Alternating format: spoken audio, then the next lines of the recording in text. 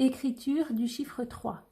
Pour bien tenir mon crayon, la pince du crocodile tient le crayon. Il n'y a que 2 doigts qui tiennent le crayon. Le 3e doigt est en dessous en renfort. Je pars du même endroit que pour écrire le chiffre 2, c'est-à-dire un petit peu en dessous de la ligne du haut.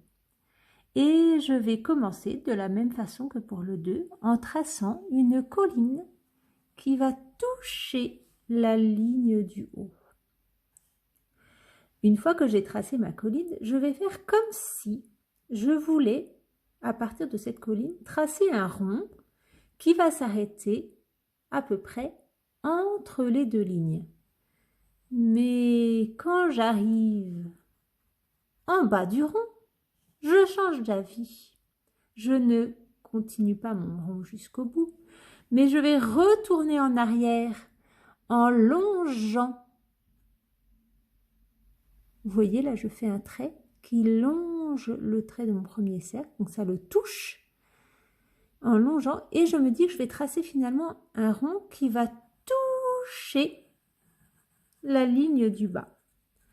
Et là, je touche la ligne du bas et je remonte un petit peu comme si je faisais un crochet, et je change encore d'avis et je décide de ne pas terminer mon rond. Mon rond s'arrête au crochet.